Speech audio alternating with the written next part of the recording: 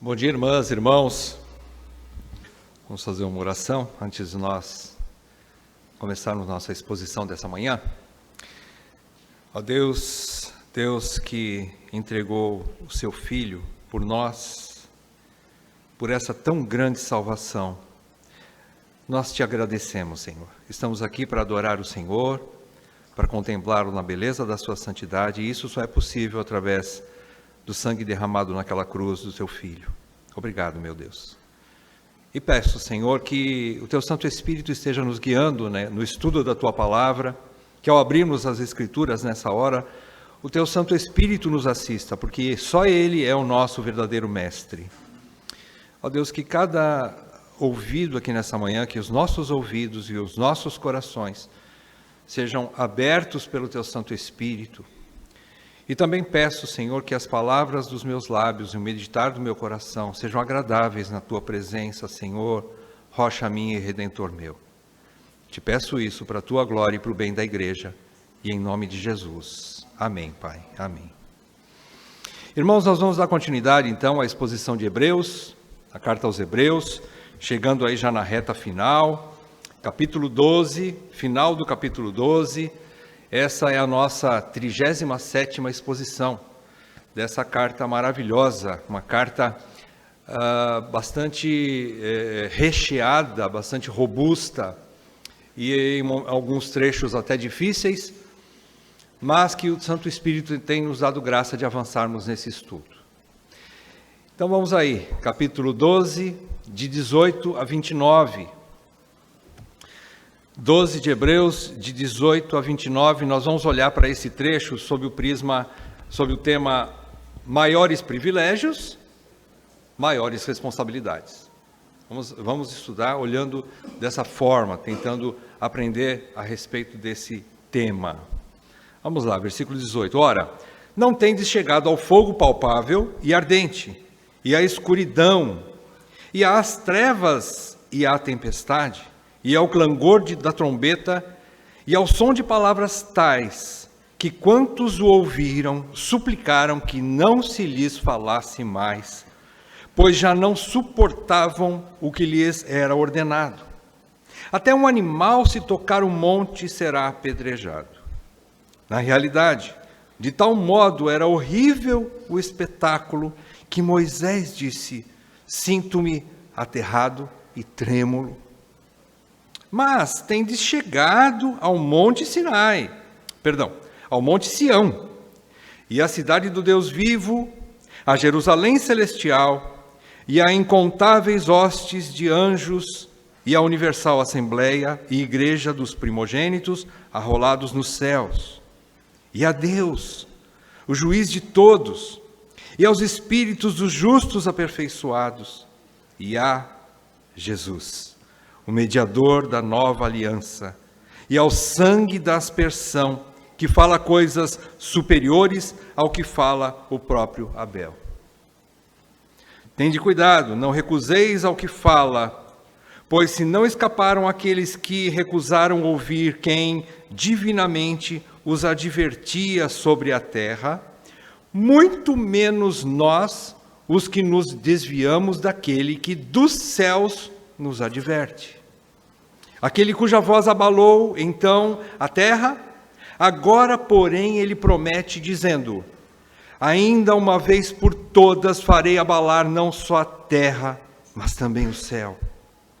Ora, esta palavra, ainda uma vez por todas, significa a remoção dessas coisas abaladas, como tinham sido feitas, para que as coisas que não são abaladas permaneçam. Por isso, recebendo nós um reino inabalável, retenhamos a graça, pela qual sirvamos a Deus de modo agradável, com reverência e santo temor. Porque o nosso Deus é fogo consumidor. Deus nos ajude nessa passagem a compreendermos que o Espírito usou o autor de Hebreus para escrever e agora nos atinge nessa manhã como uma flecha. Esse texto aqui, finalizando aqui a parte que a gente poderia dizer, uma parte prática, mas ainda assim com um cunho teológico profundo nesse trecho aqui, E depois, no capítulo 13, ele vai dar algumas orientações mais práticas, né, para a vida da igreja, no capítulo 13. Mas, finalizando aqui essa parte, alguns autores dizem que o capítulo 12 de Hebreus é a parte sublime da carta. A parte mais, como se fosse a cerejinha do bolo, por assim dizer. A parte sublime da carta aos Hebreus é o capítulo 12. Então, esse trecho aqui, ele está mostrando que há dois tipos de relacionamento. Ele já havia dito, no capítulo 12, que há uma diferença entre o povo que serve a Deus e o que não serve. O que serve os seus filhos são disciplinados por Deus. E dentro dessa disciplina, Deus está imputando neles o seu próprio caráter, santificação. Deus está trabalhando nesse sentido. E nós vimos na última exposição que o autor fez uma exortação solene, falando ainda de disciplina de Deus sobre seus filhos. Nós vimos que os seus leitores, o autor ensina que os seus leitores buscassem a paz com todos e a santificação, para que eles pudessem ver o Senhor. A paz com todos e a santificação, para que pudessem ver o Senhor, ou seja, viver eternamente na presença de Deus. Isso significa ver o Senhor. E para isso, eles deveriam praticar três coisas, deveriam ter atenção em três situações nas suas próprias vidas e na vida comunitária. Não só eu, mas os meus irmãos, companheiros de caminhada dentro da minha igreja local. Três coisas. Primeiro, eles deveriam ser diligentes e não faltosos, ou seja, não ter uma vida espiritual preguiçosa, faltosa, mas serem diligentes. Segundo, serem humildes e gratos a Deus, e não amargurados de espírito ou de coração amargo, que ele chama de raiz de amargura. São aqueles que não suportam o sofrimento e acabam reagindo de forma errada ao sofrimento, com amargura de coração. Não, sejam humildes, sejam gratos a Deus. E por último, o cume desse ensinamento, desses três ensinamentos do autor, ele fala sobre o exemplo de Esaú. Ele diz assim, e principalmente eles não poderiam ser impuros ou profanos como foi Esaú, que ignorou o seu direito de primogenitura, ou seja, ele abandonou a bênção maior, que era o chamado de Deus para que ele pudesse continuar dentro da linhagem messiânica. Né? Ele abandonou a fé. Ele apostatou, é isso que quer dizer ali o exemplo de Esaú, que ele rejeitou o direito de primogenitura. Então, aprendemos que o melhor antídoto contra a apostasia, para nós, queridos irmãos, só tem um, chama-se arrependimento. Vez por outra, nós vamos ficar amargos de coração diante das situações, diante das pessoas. Nós não estamos livres totalmente de termos um coração amargurado de vez em quando. Nós não estamos livres, às vezes, de uma preguiça espiritual, de relaxarmos e fazermos a obra do Senhor de forma relaxada,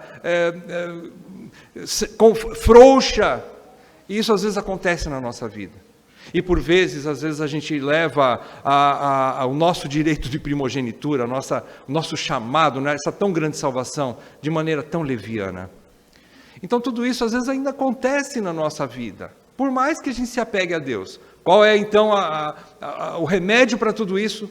Arrependimento. Confissão de pecados e volta para Deus. É confessar esses pecados de preguiça espiritual, de amargura de coração e desprezo pelas coisas santas de Deus e também abandoná-los para buscar a Deus enquanto se pode achar. É esse o remédio. É esse o remédio. Nós vamos carregar isso para a vida toda, irmãos. Então agora o autor parte para outra analogia bastante conhecida daqueles irmãos israelitas. Vocês se lembram que os hebreus eram judeus que praticavam o judaísmo e se converteram ao cristianismo e por isso estavam sendo perseguidos, e por causa de tão grande perseguição, eles estavam a ponto de abandonar a igreja, não estavam suportando a dor do sofrimento. E o autor então escreve para não deixarem eles fazerem isso, não deixarem eles apostatarem da fé. não deixarem abandonar essa fé. Então, agora ele faz ele busca na literatura, na religião judaica, que na verdade é uma continuidade. Nós, cristãos, somos continuidade do judaísmo. Há coisas do judaísmo, na transição para o cristianismo, sim, houve algumas práticas cessaram, mas a revelação é a mesma, a aliança é uma só, nunca houve duas alianças, nunca existiram dois povos de Deus, não, é um único povo. Então, nessa continuidade, ele agora pega, ele faz uma analogia, uma comparação com dois montes, o Monte Sinai, a fala de Deus no Monte Sinai e a fala de Deus no Monte Sião, ou a fala de Deus pelo Filho, simbologia de Sião. Para facilitar esse estudo de hoje, então nós vamos dividir em duas partes. Do versículo 18 a 24, nós vamos ver aí o contraste entre a igreja do Velho Testamento e a igreja do Novo Testamento. Primeira parte, de 18 a 24. Na segunda parte, do versículo 25 a 29, nós vamos ver que quanto mais privilégios, mais responsabilidades. É esse o chamado de Deus hoje na nova dispensação. Muito mais privilégios, porém, muito maiores as nossas responsabilidades. Ok? Uma consideração inicial antes de estudarmos esse trecho é que, como eu já disse, em toda a história da revelação de Deus, sempre houve uma única aliança. Sempre. Essa aliança, em algumas circunstâncias, houve a extinção de algumas práticas, mas a revelação é a mesma. Deus se revelou no Velho Testamento de forma, nós chamamos de sombra, uma revelação que não era perfeita, era a sombra de uma realidade que viria. É o que nós chamamos, nós vamos ver aqui, o monte chamado Sinai, uma certa forma de revelação de Deus. Depois houve a revelação plena em Cristo, quando Deus se manifesta de maneira perfeita, presencial, por assim dizer, quando Deus vem e fala ao seu povo face a face, na figura do Filho, na pessoa do Filho. Né? Então essa é a revelação que é progressiva na Bíblia, mas sempre houve uma única aliança, uma única fala de Deus. Sempre existiu apenas um povo de Deus e um único meio de salvação. Sempre a salvação foi pela graça, mediante a fé. Mas alguns se confundiram e entenderam que no Velho Testamento era por obras ou pela preservação e obediência à lei. Não, nunca foi. Sempre foi pela fé. Sempre, pela graça, mediante a fé. A salvação nunca foi por obras, mas sempre pela graça de Deus. Tendo isso em mente, então, o Monte Sinai, aqui, nesse trecho que nós vamos estudar, representa a fala de Deus no Velho Testamento. E o Monte Sião representa o Evangelho, que é a fala de Cristo na nova dispensação. O primeiro, então, é precursor do segundo, e o segundo é a plenitude do primeiro. O segundo Monte Sião, que é o Evangelho, que é a própria vinda do Senhor, através do Filho, Jesus Cristo, é a revelação plena de Deus. É a plenitude da revelação de Deus. A última fala de Deus. Ok? Vamos lá então, primeira parte. De 18 a 24, nós vamos ver aqui então o contraste entre a igreja do Velho Testamento e a igreja do Novo Testamento. Nos 4 primeiros versículos, de 18 a 21, o autor fala do tipo de relacionamento de Israel com Deus no Velho Testamento, que a igreja de Cristo não chegou a provar isso, não chegou a esse ponto. Percebam que no versículo 18, o autor diz assim: ora, não tendes chegado. Vocês não estão debaixo desse tipo de relacionamento aqui. Eu vou dizer qual é esse relacionamento. O autor está escrevendo aqui: olha, lá no passado foi assim, mas hoje, igreja de Cristo, é diferente. Vocês não estão sob este tipo de fardo, de peso, de relacionamento. E ele então vai mostrar que tipo de relacionamento era o passado. Ele chama aqui, não tende chegado ao fogo palpável e ardente. Se você estuda capítulos 19 e 20 de Êxodo, você vai perceber, antes de Deus dar as tábuas da lei, no capítulo 20 lá para Moisés, ele mostra que Deus levou o povo no terceiro mês da saída do povo da escravidão do Egito. Deus leva, no primeiro dia do terceiro mês, eles chegam ao pé do monte Sinai.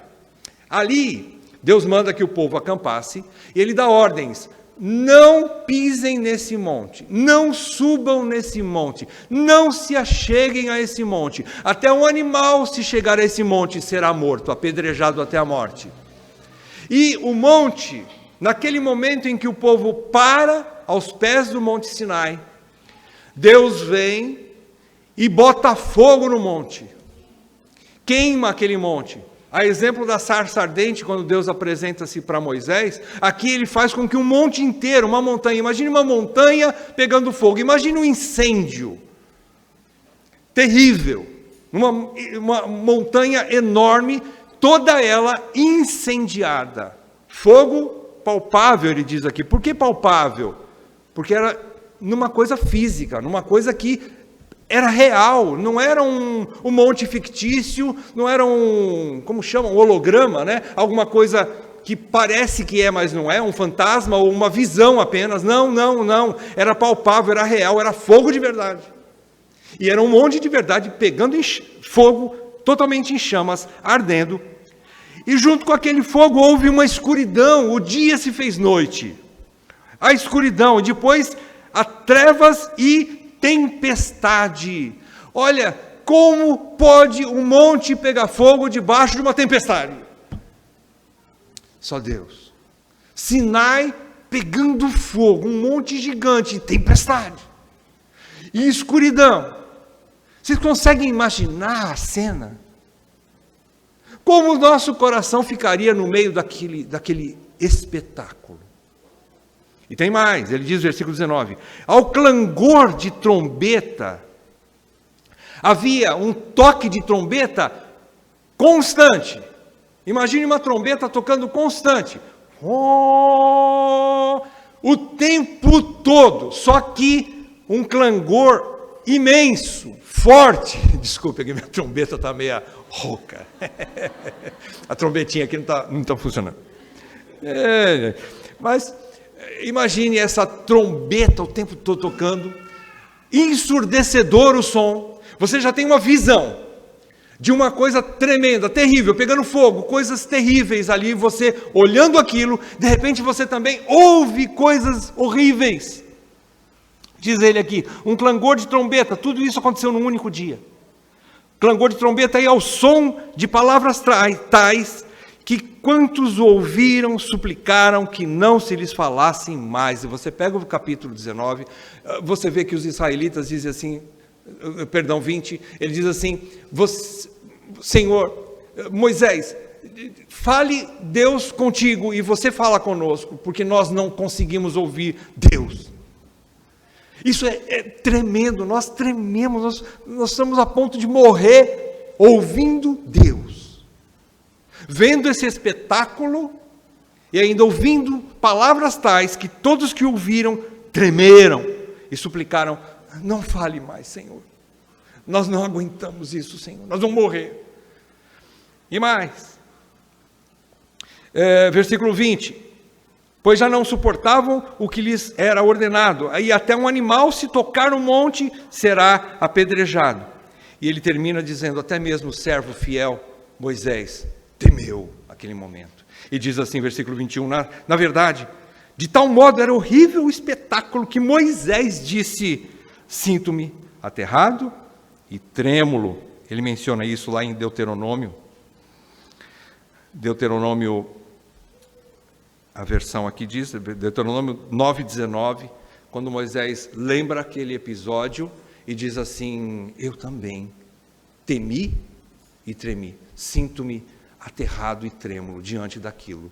Então, o que significa isso? Nessa primeira parte aqui, do versículo 18 ao 21, o autor fala do tipo de relacionamento de Israel com Deus no Velho Testamento, que a igreja de Cristo, então, não tinha chegado nesse ponto. A palavra que define esse tipo de relacionamento lá no Velho Testamento palavra é assustador. Era um relacionamento horrível, assustador. O povo não podia se achegar. Tudo isso que você leu aqui, o fogo ardente que consumia aquele monte palpável, a escuridão, as trevas, a tempestade, a trombeta, o som de palavras tais que ninguém queria nem ouvir, significa assim: nós não podemos nos achegar a esse Deus. Não há a mínima chance de ter intimidade com esse Deus. Nós morreremos se chegarmos a esse Deus. Se nós tocarmos no monte, morreremos. O relacionamento aqui significa distância. Era um relacionamento, mas era a distância. Nada de proximidade, nada de se achegar a Deus. Vocês não podem se achegar a Deus Santo, ao Deus Santo. É isso o que simbolizava o Monte o Monte Sinai, o Monte Sinai. Em Êxodo, capítulos 19 e 20, você estuda em casa, você vai ver que nesse terceiro mês, quando o povo chega ali aos pés do monte, dali Deus fala de maneira tremenda ao povo, e o povo ouviu. O povo ouviu. É verdade que depois, quando Deus dá os 10 mandamentos para Moisés, ele falou de maneira particular para Moisés, mas antes disso, Deus já estava falando ao povo.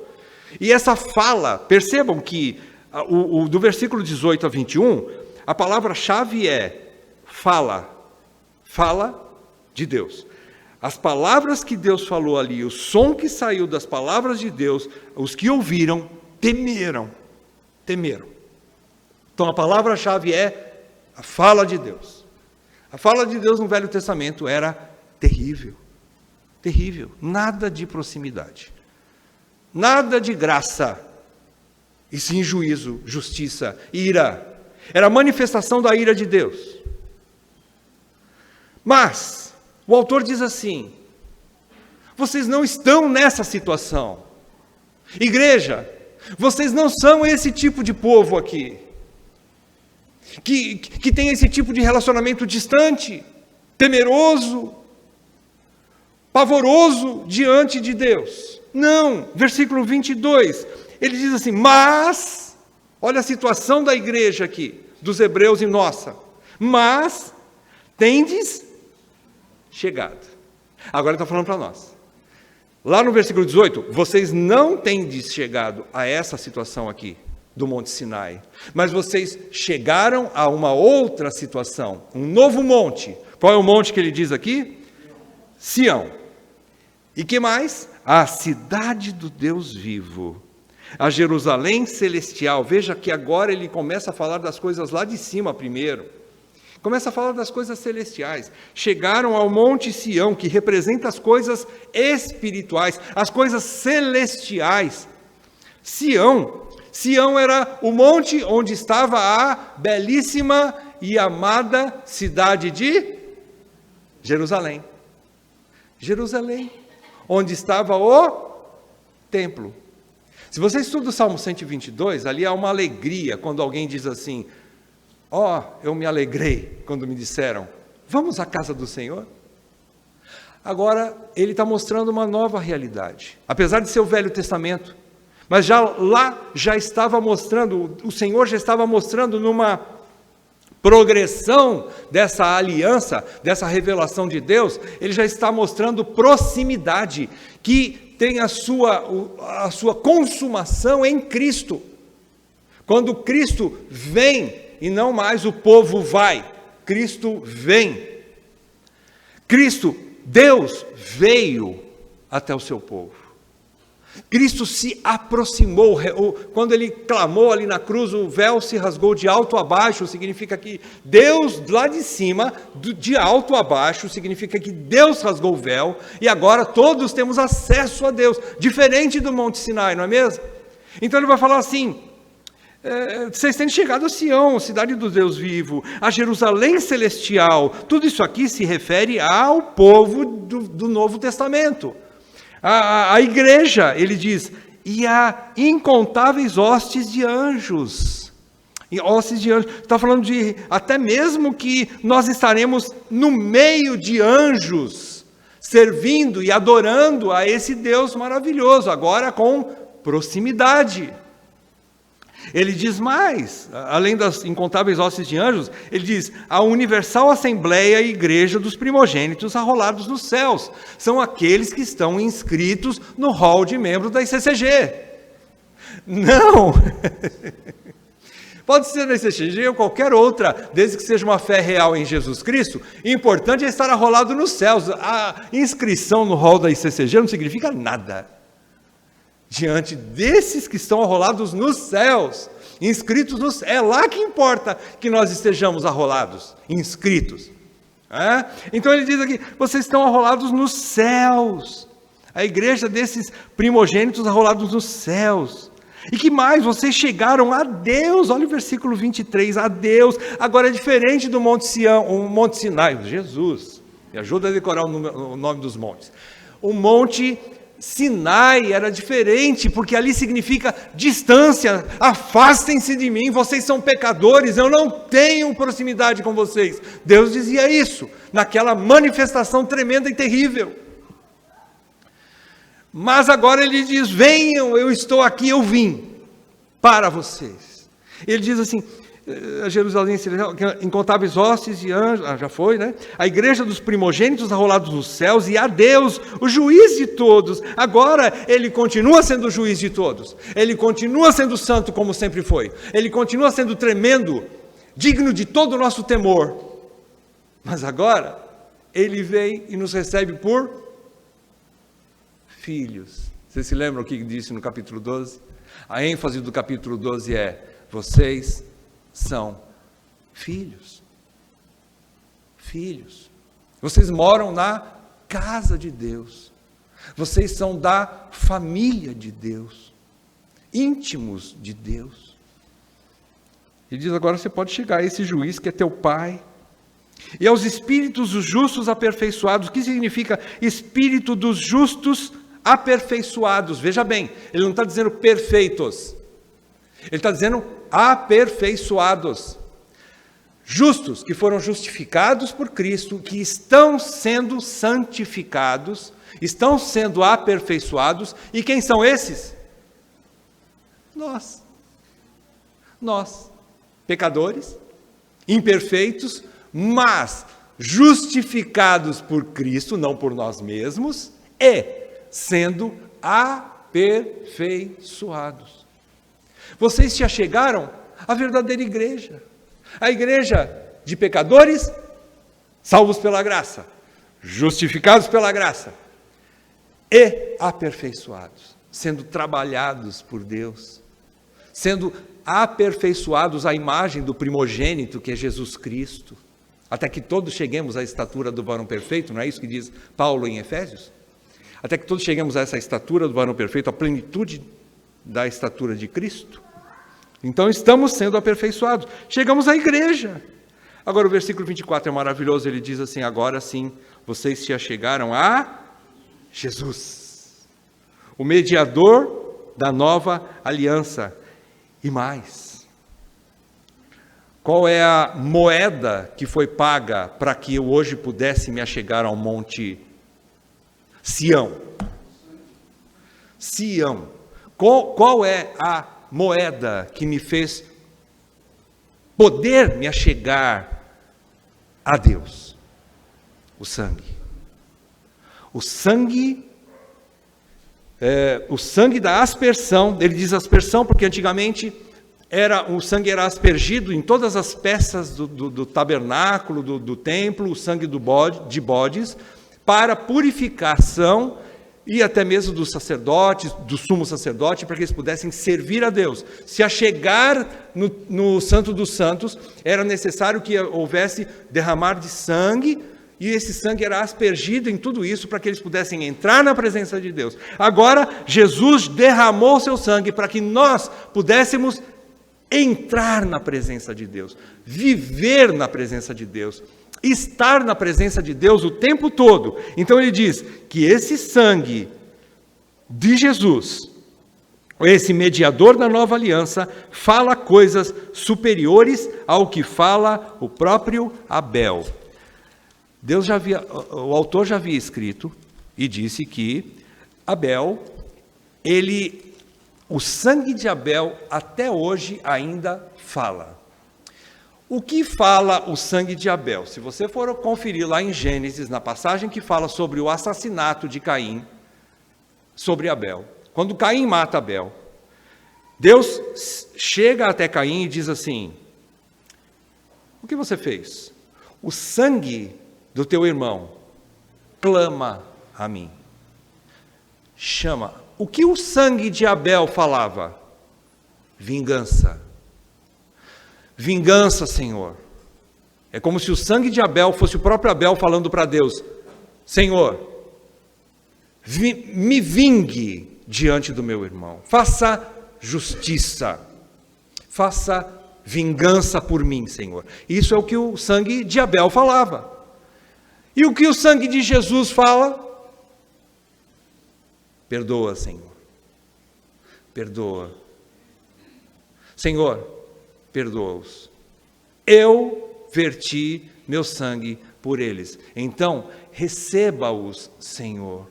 O sangue de Jesus diz assim: Pai, perdoa-os. Perdoa e permita que eles se acheguem a Ti, porque fui eu que derramei o sangue por eles. Eu derramei o sangue por eles. Então, Monte Sião significa proximidade, possibilidade de intimidade. Sião, onde estava a cidade de Jerusalém, que ele leva também aqui, mostrando a Jerusalém celestial. A Jerusalém física era uma expressão, ainda que limitada, da Nova Jerusalém, ou da Jerusalém celestial que viria. Então aqui ele faz essa analogia. Ele fala assim: da mesma forma que lá no passado as famílias dos povos de todo Israel subiam para o monte Sião em busca da cidade de Jerusalém para a adoração e se achegarem a Deus, com alegria. Lembra-se, eles iam cantando. Estuda o Salmo 122, é maravilhoso. Diz que eles iam em procissão, caminhando, cantando, adorando. Há vários salmos que são chamados salmos de romagem, onde eles iam cantando, salmos de romaria, né? Eles iam andando, peregrinando, dias e dias até chegar à cidade de Jerusalém. Alguns moravam tão longe, mas eles iam com alegria, porque eles cantavam, porque eles queriam chegar na presença de Deus, lá no templo, lá na cidade, ao menos na cidade de Deus, a Jerusalém daquela época. Aqui é uma analogia. Ele está mostrando: vocês já chegaram aqui, embora ainda não estejamos na Nova Jerusalém, mas já somos a Nova Jerusalém. Lembra aquele trechinho? Rodrigo esses dias explicou também para nós. Nós estamos ainda nesse tempo, né? Entre o já e o ainda não, né? O já, ainda não. Nós já somos cidadãos da Nova Jerusalém, mas ainda não chegamos lá. Essa peregrinação. Então, aqui ele está querendo dizer isso. Ele está querendo dizer: vocês já estão nessa situação. Vocês não estão na situação do Monte Sinai.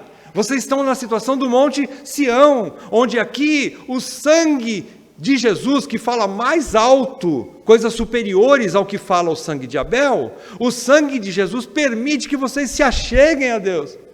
Diferente lá do Monte Sinai, onde ninguém podia nem olhar quase para o monte. Aqui vocês têm intimidade com Deus. Então, o autor diz assim: gente, pense nessa tão grande salvação que vocês já têm. Não abandonem Cristo.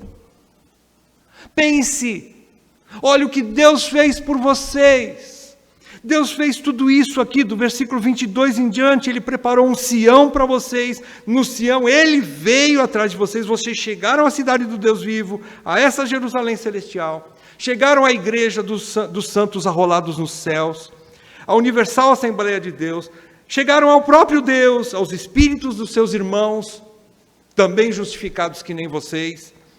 Chegaram a Jesus, o mediador dessa tão grande aliança, dessa tão grande salvação, e aí o sangue dele, aspergido por vocês.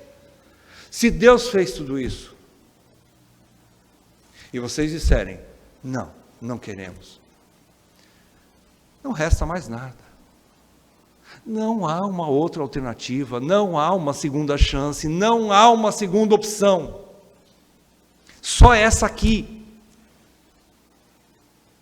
Por isso ele começa agora, vamos entrar na segunda parte.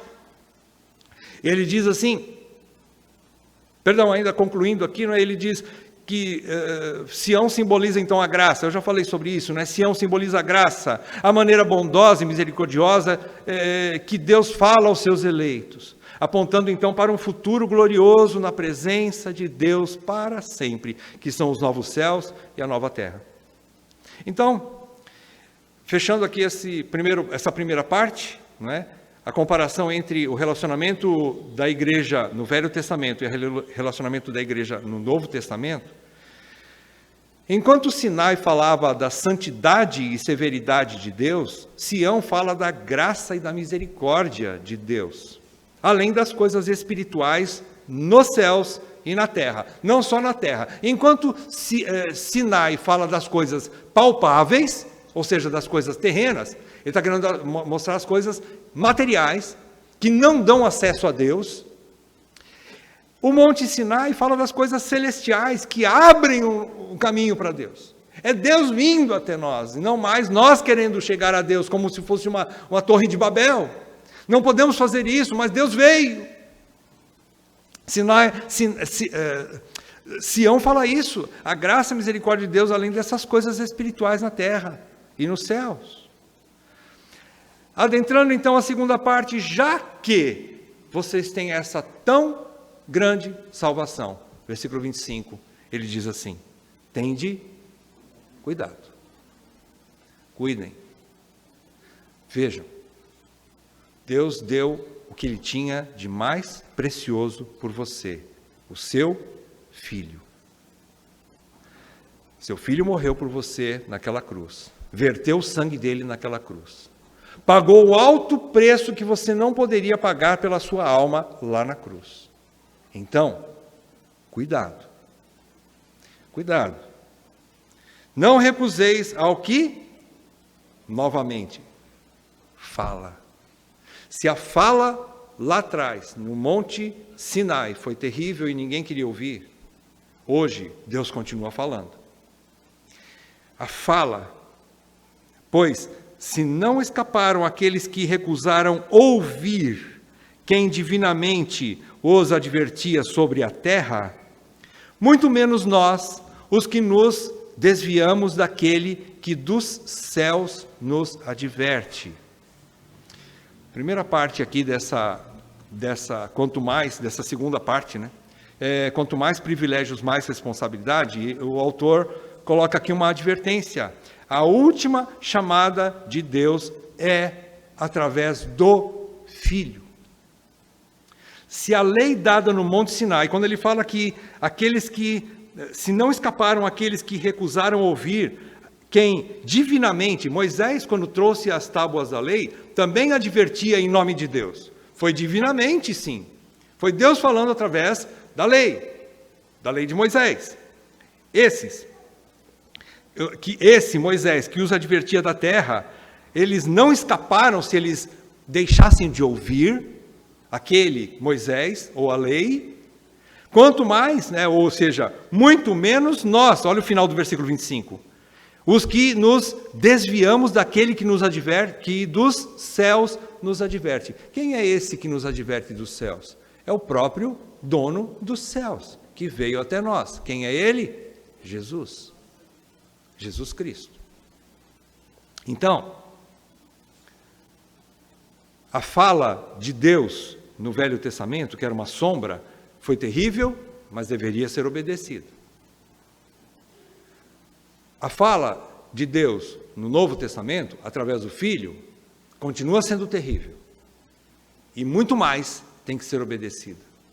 Agora ele veio definitivamente, é a última fala de Deus, a última revelação de Deus.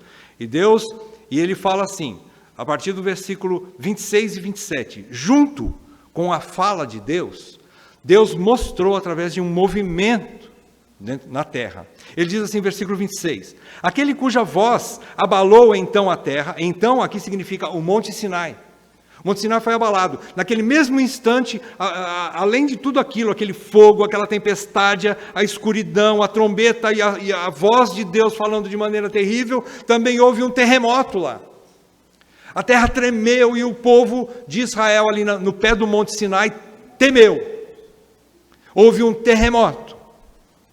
E ele então está dizendo assim, aquele que abalou, a voz que abalou a terra lá no Monte Sinai, agora, porém, ele promete dizendo, ainda uma vez por todas farei abalar não só a terra, mas também o céu. Ele está se apropriando de uma profecia de Ageu, capítulo 2, 4-9, quando Ageu diz que Deus abalaria novamente não só a terra agora, mas também os céus.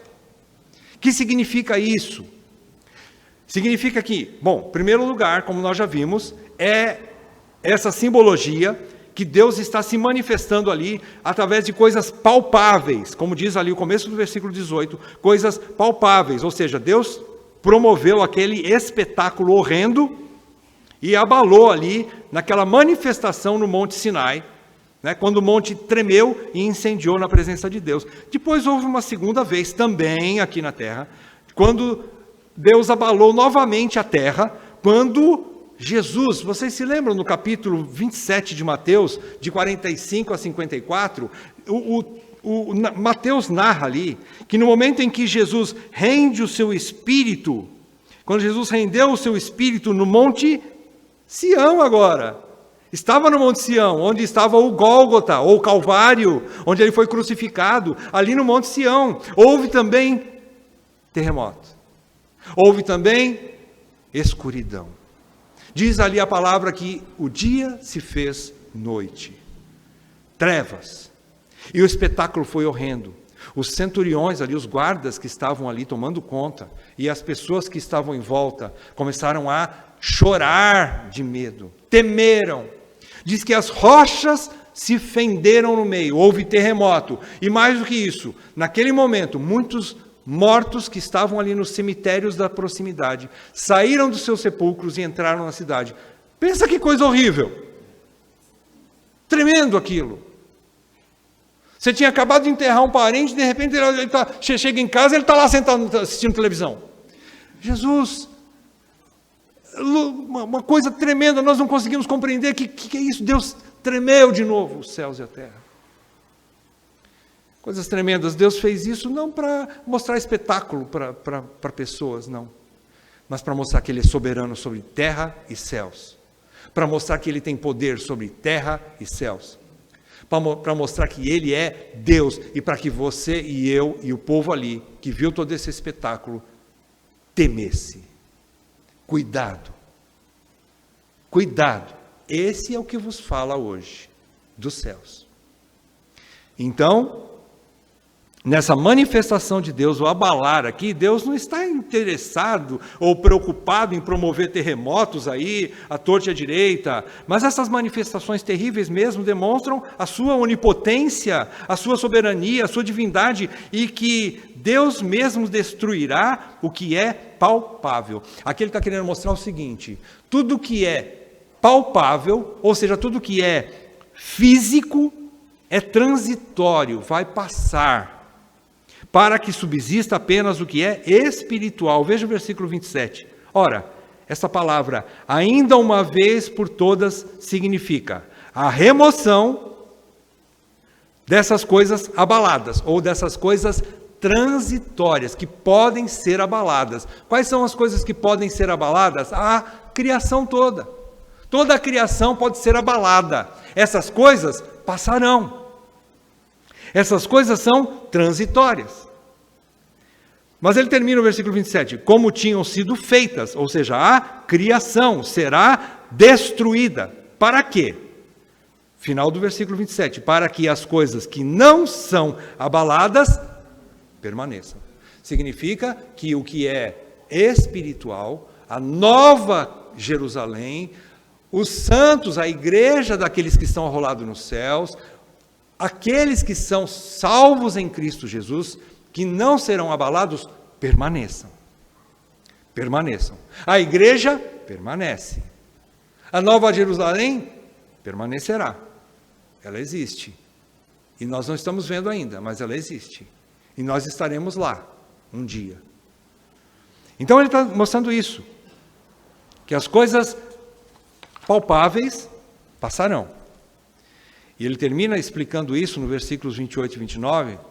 O autor faz a aplicação final, mais uma exortação, e ele diz assim: por isso, ou seja, já que vocês entenderam que vocês não estão mais nesse relacionamento terrível do Monte Sinai, mas vocês estão nesse relacionamento de intimidade, de graça, de amor com Cristo, lá no Monte Sião. Vocês chegaram a Deus, vocês têm um novo tipo de relacionamento com Deus, amoroso, carinhoso, paternal. Vocês são da família de Deus, são filhos. Então, portanto, olha aí, por isso, versículo 28, recebendo nós um reino inabalável. O que é o reino inabalável? É a igreja. A igreja é o reino inabalável. Jesus deixou claro que sobre esta pedra edificarei a minha igreja, e nem as portas do inferno prevalecerão sobre ela. Há uma rocha que sustenta como um alicerce a igreja. Quem é essa rocha? Ele mesmo. O Deus soberano, Jesus Cristo, sustenta a igreja. Ela é um reino inabalável, ela não será abalada. Já que vocês estão, então, nesse reino inabalável, na igreja, o que ele diz então na sequência? Retenhamos a graça. Olha só, não vivam de maneira desleixada, não vivam de maneira assim a não dar valor a essa graça, a essa tão grande salvação. Já que vocês estão nesse reino inabalável, então, já que vocês receberam um reino inabalável, infinitamente glorioso, invisível, mas real, permaneçam na graça, e não só na graça. Ele diz assim: pela qual, através dessa graça, desse privilégio, dessa bondade de Deus, sem limites, dessa grande misericórdia de Deus, sirvamos a Deus de modo agradável, com reverência e santo temor. Então, já que vocês estão nesse tipo de relacionamento de proximidade com Deus, e receberam esse reino inabalável, permaneçam na graça e no serviço a Deus, de forma que o agrade em santidade, com respeito e temor. É isso que ele quer dizer. Continuem servindo a Deus. A palavra aqui, servir, você pode substituir em adorar, cultuar a Deus. Servir, inclusive no Velho Testamento, era a mesma coisa. Quando o Rodrigo estava falando hoje, a maneira que o povo saiu do Egito, da escravidão do Egito, eu me lembrei. Eles saíram para, o dia de descanso lá, né? Era para adorar. Enquanto o mundo quer dizer assim, não, trabalha, para você não ter tempo de servir a Deus, ou adorar, prestar culto a Deus, o mundo quer fazer isso conosco. Não vão dar tempo para eles não. Tira a palha para que eles não consigam fazer os tijolos e tenham que trabalhar dia e noite, sábado, domingo, feriado, todos os dias, para que eles trabalhem e não tenham tempo de servir a Deus, ou adorar, prestar culto lá no deserto, né? Não, Deus está falando assim, tirem o tempo para mim. É isso que ele está querendo dizer aqui. Por isso, recebendo nós esse reino inabalável, ele está dizendo assim: sirvam a Deus, envolvam-se com a igreja, envolvam-se com o povo de Deus, adorem a Deus junto com o povo de Deus. Por isso, ele diz então, sirvamos a Deus de modo agradável, com reverência e santo temor. Por quê? Porque o próximo versículo ele vai explicar, se vocês não fizerem isso, ele vai colocar uma frase curtinha, mas para bom entendedor, meia palavra basta, né? Qual é o versículo 29? Porque o nosso Deus é fogo consumidor. Entenderam? O autor está querendo dizer assim, vocês entenderam o que eu quero dizer? Ou seja, se vocês jogarem fora a graça, se vocês empurrarem a graça, fazer que nem Esaú, rejeitou o direito de primogenitura, não quis saber da graça de Deus.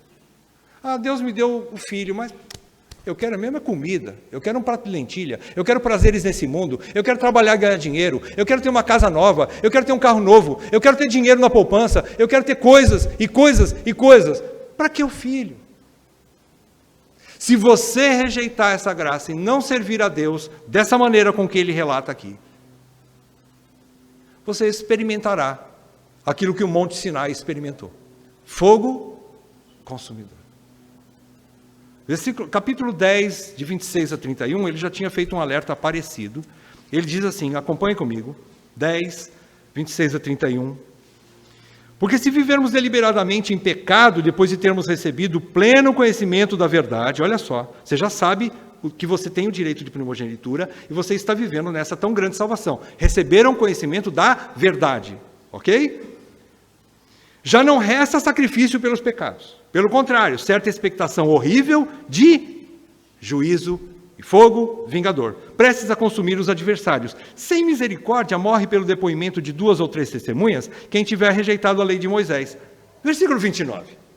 De quanto mais severo castigo julgais vós, será considerado digno aquele que calcou aos pés o Filho de Deus, rejeitou a graça, que disse assim, eu não quero esse direito de primogenitura, eu quero mesmo um prato de lentilha, eu quero os prazeres mundanos. Rejeitou ou calcou os pés o Filho de Deus, profanou o sangue da aliança e disse assim, para esse sangue não significa nada para mim, eu quero mesmo outras coisas aqui desse mundão velho. Curtir o mundo, é isso que eu quero. Então, ele está dizendo aqui, de quanto mais severo castigo vai sofrer esse aí, né? Que profanou o sangue da aliança com o qual foi santificado e ultrajou o Espírito da graça? Ora, nós conhecemos aquele que disse, a mim pertence a vingança, eu retribuirei. E outra vez, o Senhor julgará o seu povo. Versículo 31. Horrível coisa é cair nas mãos do Deus vivo. Perdi até a voz. Terrível coisa. Horrível coisa cair nas mãos do Deus vivo. Semelhante ao que ele disse aqui no versículo 29 do capítulo 12. Porque o nosso Deus é fogo consumidor. Então, um dos meios de provar, agora aqui nesse segundo ponto aqui, né? Um dos meios de provar a nossa fidelidade, o segundo aqui, de provar a nossa fidelidade a Deus é servindo o povo de Deus. Servindo o povo de Deus. Estar engajado com a igreja. Servir, não é que você é obrigado a virar pastor, virar diácono, fazer teologia, tocar música, aprender a tocar um instrumento, cantar. Às vezes Deus não deu esse talento, mas algum talento Deus te deu para você servir no corpo. Nem todos são braço, lembra? Nem todos são mão, nem todos são olhos, nem todos são ouvidos, nem todos são boca. Ou alguns são um tipo de órgão, tem um tipo de dom, outros têm outros. Mas todos temos dons. E servimos da maneira como Deus colocou no corpo, como Ele bem quis através do seu Espírito. Ele nos dá talentos. E assim nós servimos e adoramos a Deus. É esse o chamado de Jesus. Então, o que nós aprendemos nessa passagem? Primeiro, a conclusão aqui, reter a graça, significa não fazer o que Esaú fez, desprezando o seu direito de primogenitura. Recapitulando então, reter a graça é não fazer o que Esaú fez, desprezando seu direito de primogenitura ou rejeitando a graça de Deus. Foi isso que Esaú fez. Reter a graça é isso. A palavra reter significa apoderar-se, apropriar-se, tomar posse, considerar, manter, desfrutar, preservar. Preserve a graça. É pela graça que você foi salvo, é pela graça que você continua ligado a Cristo. É pela graça. Então, aprendemos que Deus é um Deus de infinita graça e de misericórdias que não tem fim. Nosso Deus nos deu um reino onde suas bênçãos nunca terão fim. Pertencemos ao mundo vindouro, ainda não sabemos como ele é, mas eu sei que eles são de prazeres inesgotáveis, que eu nem consigo imaginar e calcular ainda. Mas esse é o meu reino, é o reino que você tem, é o reino que Deus nos deu, onde estaremos com Cristo para sempre. Esse é o reino que eu tenho e você tem. Mas também o nosso Deus é um Deus de justiça perfeita, imaculada e santa. Até Moisés, servo fiel, temeu e tremeu diante da manifestação da santa ira de Deus. Olhando as duas maneiras com que nós devemos enxergar Deus. Deus é justo, mas também é gracioso. Deus não deixou de ser o mesmo Deus do Sinai. Só que Ele se achegou a nós em Sião. Você tem proximidade com Ele, pelo sangue da aspersão de Jesus. Eu posso me achegar a Ele. Já não me relaciono mais daquela forma pesada. Então, a pergunta é, como permanecer nessa graça? Vamos tentar responder. O autor responde. Ele diz aqui, no versículo 25, ele diz assim, primeiro, tende cuidado de não recusar o que vos fala. Tende cuidado para não recusar a fala do Filho. Vocês perceberam que ele está terminando a parte teológica, por assim dizer, da carta, da mesma maneira que ele começou? O que ele disse no capítulo 1, versículos 1 e 2? Ele disse assim, tendo Deus, outrora falado, aos pais, pelos profetas, nesses últimos dias, nos falou pelo Filho, a quem constituiu o herdeiro de todas as coisas, pelo qual também fez o universo. Deus está falando de maneira final e completa através do Filho. Nós não podemos rejeitar de forma nenhuma a fala do Filho. E qual é a fala do Filho? É tudo isso aqui, ó.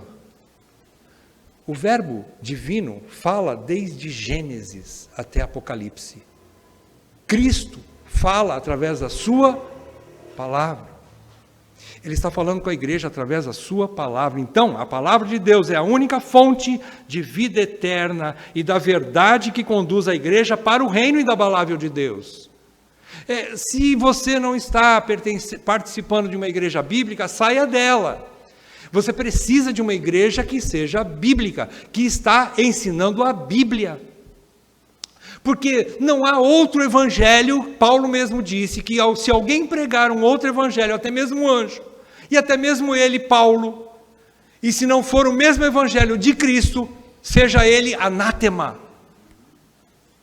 Porque não há outra maneira de se achegar ao reino inabalável de Deus, se não for pela fala do Filho. Então considere, guarde, tenha temor ao estudar a palavra. Como é que eu faço isso? Como é que eu posso guardar a graça nesse primeiro ponto, que é ouvindo a fala do Filho? Apegando-se às Escrituras, participando dos estudos bíblicos da igreja e principalmente de tempo de qualidade para estudar a Bíblia e ler bons livros na sua casa. Ouça Deus em casa. Cuidado com os livros, né? Nós já falamos sobre isso, né? Se você tem dúvidas de ler algum livro, procure a liderança, eles vão te ajudar a selecionar alguns livros que sejam bíblicos. Mas, acima de tudo, estude a palavra do Filho de Deus. A Bíblia, acima de tudo. Dê tempo de qualidade, estude, peça para Deus falar ao teu coração através da Bíblia. Então, primeiro ponto, como é que eu retenho a graça? Estudando a palavra de Deus com seriedade, participando de estudos bíblicos sérios de uma igreja séria. Segundo ponto, como é que eu retenho a graça? Não desanimando e nem desistindo do serviço ou culto a Deus. Os hebreus estavam fazendo isso. Eles já não tinham mais interesse pelas coisas de Deus, da igreja, e não estavam mais servindo a Deus e nem os seus irmãos, desanimados com o sofrimento. Então o autor fala, não, Veja o que ele disse no capítulo 6, de 9 a 12. Ele diz assim: quanto a vós outros, todavia, ó amados, estamos persuadidos das coisas que são melhores e pertencentes à salvação, ainda que falamos dessa maneira. Porque Deus não é injusto para ficar esquecido do vosso trabalho e do amor que evidenciastes para com o seu nome, pois servistes e ainda servis aos santos. Desejamos, porém, continue cada um de vós demonstrando até o fim a mesma diligência, para a plena certeza da esperança, para que não vos torneis indolentes, mas imitadores daqueles que, pela fé e pela longanimidade, herdam as promessas. Ele está querendo dizer assim: Deus não é injusto por ficar esquecido daquele que serve na igreja, os seus irmãos. Ele não é injusto para ficar esquecido do vosso trabalho. Então continue servindo a Deus. Segundo ponto, primeiro é, estude a palavra com seriedade. Segundo ponto é, engaje-se na igreja, sirva na igreja. Ali você está protegido, ali você está seguro, e ali você está gastando tempo de forma correta, segundo a vontade de Deus, servindo o povo de Deus, servindo a igreja. O justo Senhor da igreja não vai se esquecer de presentear, galardoar você, ainda que ele esteja galardoando os seus próprios dons. Agostinho fala sobre isso, né? Quando Deus nos dá um presente e nos chama de servos bons e fiéis, ele está dando apenas um prêmio sobre os seus próprios dons que ele nos deu. Ele está galardoando os seus próprios dons que estão em nós. Nós não merecíamos. Ele nos deu esses dons para servirmos a igreja. E ele te chama e me chama, se chegarmos até lá, servo bom e fiel. Ouvir isso de Deus é o alvo de todo crente. Deveria ser. Mas guarde no coração, para finalizar, o mesmo Deus que é justo e generoso em recompensar os seus próprios dons, também é fogo vingador contra todos os que rejeitam a sua graça. Guarde isso no seu coração. Ó Deus, gera em nós, Senhor, o temor de Deus. A igreja precisa resgatar o caminho do temor do Senhor. Senhor, nós precisamos aprender de novo que Tu és um Deus terrível. Sim, cremos e experimentamos o que o Senhor tem feito conosco lá em Sião, aqui no relacionamento íntimo, amoroso, carinhoso, gracioso, generoso que o Senhor tem com a igreja. Mas, Pai, nunca nos deixe esquecer que também Tu és um Deus justo e santo. E é um Deus que exige santidade. Tu és um Deus zeloso, que tem ciúmes do Teu povo. Senhor, cria em nós o temor do Senhor, para que não nos apartemos de Ti jamais. Te peço isso por mim e pelos meus irmãos, em nome de Jesus. Amém, Pai. Amém.